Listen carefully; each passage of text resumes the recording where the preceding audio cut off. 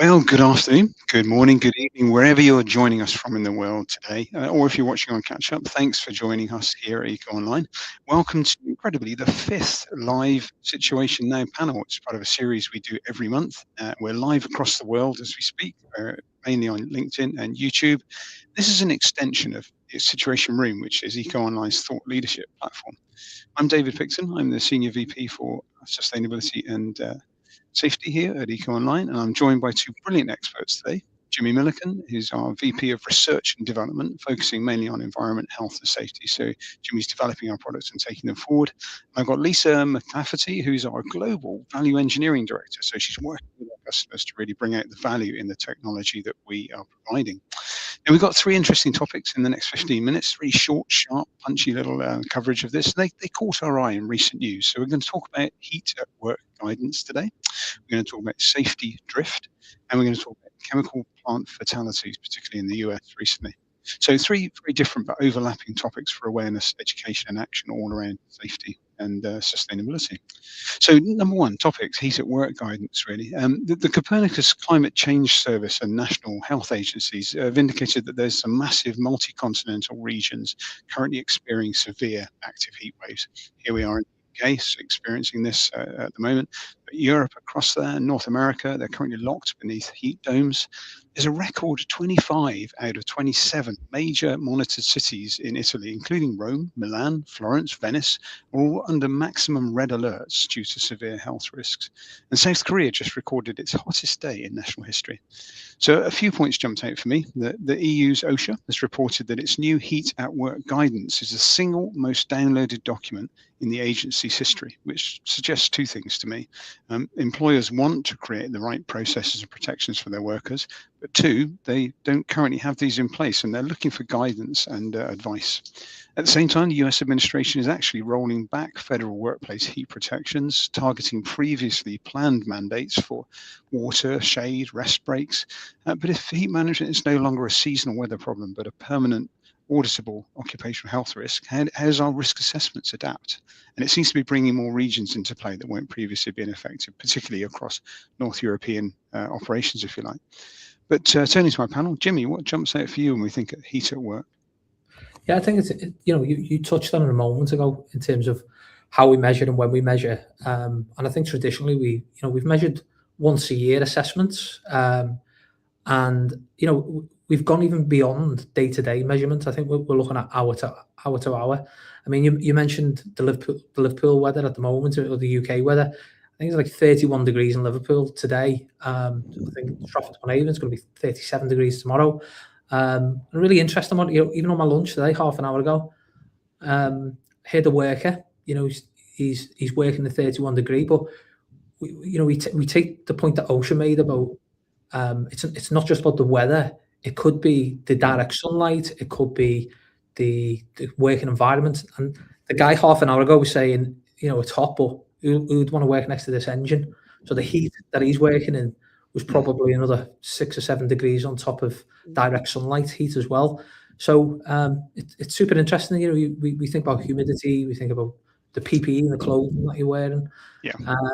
So what can we do? And especially in Eco Online and in the R&D team, we're starting to really think about real-time monitoring. How do we make more effective risk assessments? And now we've just got so much data. It's like, how do we better use this data? So it's not about how hot is it today. It's about what happens next. I mean, if you look at the World Cup as well, they broke tradition. They broke tradition in favour of safety. So they had more water breaks. That almost had uproar in the football world. But if we get back to the workplace, we've got to think about the additional controls, the updated risk level. Risk is becoming more predictable. We've got the data. So safety processes should become more predictable as well. So, yeah. Thanks, Jim. Lisa, what jumps out for you? Yeah, really a huge extension on the measurements, the data, certainly from a value engineering perspective. The future of heat management, it isn't measuring temperature, to Jimmy's point. It's measuring exposure, control effectiveness, workforce resilience within that. And the conversation around heat, it's evolving beyond temperature and compliance. So organisations I'm speaking with are increasingly trying to measure operational exposure and workforce resilience, again, like Jimmy said, in real time. So the question is no longer simply how hot is it, but who's exposed, for how long, how can we evidence that controls are working, and the measures that matter are the exposed worker and the contractor hours, the heat risk by role, by location, by work rest, hydration compliance, so coming back to the World Cup, productivity impacts, heat-related absence, time taken to identify and protect at-risk workers. So the way we come at this as a measurement is really evolving and changing, and really keen to plug into this space with our customers and figure out how we get in front of that. Yeah, it's interesting. You just made me think there about the work we do with chemical management as well, where we're tracking exposure times to chemicals as well. It's very similar in a way, isn't it? Obviously, that exposure to chemicals, now that exposure to heat, a risk factor, if you like. And it's, okay. Well, that was a quick touch on heat at work. Let's just move on to safety drift, because that one is really getting a lot of attention at the moment. It's being heavily documented across major modern industries. Really, safety drift.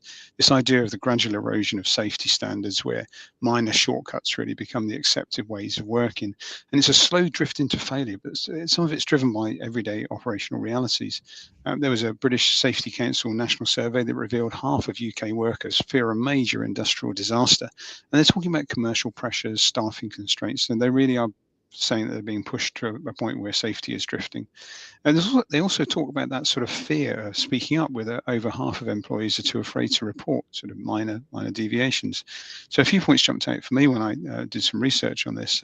We've increasingly now got mixed environmental hazards. So you've got modern industrial hubs, which are mixing human workers and automated machinery, or robots, in the same spaces. And there is a little bit of a degree of complacency in other areas, where you've got digital audits often returning sort of zero issues, because workers have got sort of complacent. They're treating inspection checklists as like a repetitive tick box exercise, if you like, to get back to production quicker. So, but I think with all of that, as physical safety nets improve in developed countries, workers are shifting their focus to more subtle, quiet hazards, including the negative effects on mental health and so on. But let's turn to the panel and say, Lisa, for you, what jumps out for you when you think of safety drift? Yeah, we talk about the fear and the kind of speak up culture, and how do we drive that and how do we measure that? But I think there's also an element of reluctance, not just fear. And let me just unpack that. So one of the strongest indicators of safety drift that I'm seeing is when employees stop seeing the value in speaking up. So, research is consistently showing that when workers receive feedback and they see corrective actions taken, and they understand what changes have been made as a result of what I reported, and I really feel like I'm participating in increasing the safety culture and strengthening it. Conversely, if I'm not seeing anything happen off the back of a concern I've raised, and there's nothing visible or tangible, then reporting very quickly becomes viewed as a task that just disappears into a black hole. So I think it's also important that we measure perhaps the volume of workers that perhaps don't ever report or speak up, and we kind of we inverse that, and we think about where is there no speaking up happening, and actually what's creating that, and that feedback loop and closing it. Yeah, that's a great point. Bringing in the quieter areas. I think that's one I haven't heard before. So that's a really good point. Thanks, Lisa. Jimmy, to you. Yeah, you know what? I just want to lay it on top of what you've just said there. So, it's very easy to think that technology will just help with safety drift, but actually technology can actually make it worse if it's not used in the right way, and the data around it.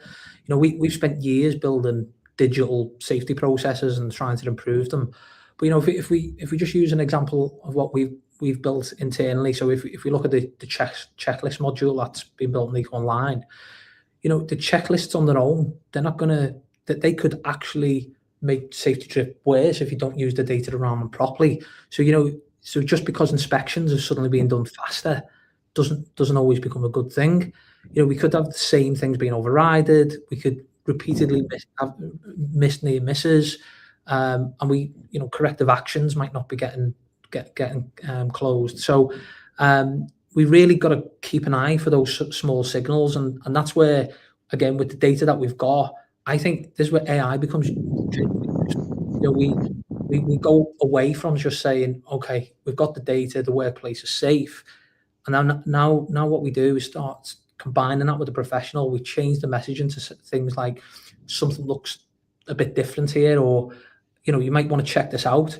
So we're using that, the profession and the experience, together with AI, and using the checklist data, and it's that stops the drift. It's not just technology on its own. So it's really important that we look beyond forms, and we combine the workflows, and we take the data together. More with the inspections, with the incidents, near miss, and actions, all those things together give us the signals that we need. So we need to make sure that the weak signals that we've had before don't become bigger problems. Yeah, brilliant. Thanks. So in some ways, that's AI looking after our welfare and looking out for us as well, if we get it right.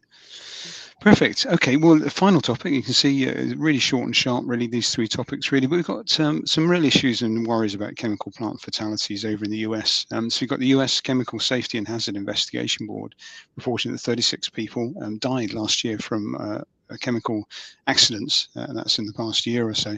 And this was the largest number of fatalities ever investigated by that board. And it resulted from operations at just 6 companies since last summer. Most of them were workers, but sadly, one of the incidents actually included 2 children and their father who were on a factory visit that day. So a few points jumped out for me, really. In some ways, this sort of builds on the last points we were making about safety drift, and particularly with chemicals management, which can be overlooked. You need to get companies and leadership teams moving on from a sort of reactive compliance mindset to a proactive safety culture. And for chemicals perspective particularly, it means actively replacing high hazard chemicals with safer alternatives, using technology, if you like, to implement digital anonymous near miss symptoms, reporting symptoms like Lisa was saying, so that employees can engage and feel safe to report minor hazards and concerns. And it also needs to bring in those third-party contractors, perhaps for maintenance, if you like, because that has to be covering them as much as it does full-time staff. And they've got to make sure, of course, that the right information is available to the people that need to use it. And we've done some research recently showing that about 38% of workers have no digital chemical safety platform available at their workplace. And of course, it's that issue we've got to really address. Jimmy, what jumps out for you when you think of chemical safety? Yeah, I mean, it's an interesting topic. So when we look at it, ultimately the safety information that we have, the value for us is it changes the decision before actually somebody gets hurt. And the point I want to make really is we can't just look at an individual point in the process. We need to be looking at the whole ecosystem of the process from beginning to end. So what's happening now, what's changed, all along the flow. So I've done a little bit of research as well, and it was tragic that Woodland Pulp Mill in the US, two young employees were killed by hydrogen sulfide, and the reason being is there was one sensor that pumped the gas, but that sensor was absolutely fine. That sensor operated as it should do, but there was other sensors across the process that were failing. So it just shows you the impact that if you don't look at end-to-end processes and the way we use technology to accompany that, it could be absolutely tragic. So yeah. Yeah, thanks, Jimmy. As you say, tragic really, but preventable. And I think that's the problem, of course, here. Very much preventable with technology and with the right processes. Lisa, just turning to you then, your thoughts, if you like, on that the chemical safety side. Yeah, I think really just to echo the points already. So the question's no longer whether the chemical information exists somewhere in the organisation, but the question is whether the right worker can access the right information at the right moment, and whether we can evidence that the correct controls were applied. So that's where that kind of chemical safety moves from the compliance activity to the measurable risk reduction, and measuring that exposure and resilience. And again, coming back to, it really does attach into the safety drift, right? And feedback loops and trust and control coverage from a chemical standpoint, and the decision quality at the point of work and having the right information at the right time. Yeah, brilliant. The right information at the right time in the right hands, exactly as you say. Well, brilliant. I mean, 3 very focused topics really that are really exercising us, and we saw them in the news there. Heat at work guidance, of course, safety drift, the real issues there, and the sad chemical plant fatalities, which were as we see, avoidable and preventable with the right approaches, really. So it's really focusing on that now to make sure we stop this happening before it happens again. So huge thanks to Jimmy and to Lisa for joining us today, and then thank you to you as well, whether you watched us on catch up or whether you watched us live. We hope you found it useful. There's more information on the Situation Room feed, which you can find through LinkedIn, through EcoOnline's LinkedIn profile, and our next article there is due out in August, 26th of August, in fact, and we're going to be delving into chemicals management in a little more depth, really, in that issue, really. So we're going to be asking whether companies are overlooking blind spots in this high risk area, and most importantly, what they can do about it. And that's going to apply to all industry sectors. And you can also catch up on our live panel debates, which we have every month as well, by following the link in the articles or by watching the EcoOnline website. So thanks again for joining us. And if you want to chat through any of the risks in your organization, anything at all, just drop us a note via ecoonline.com and stay safe. Thank you.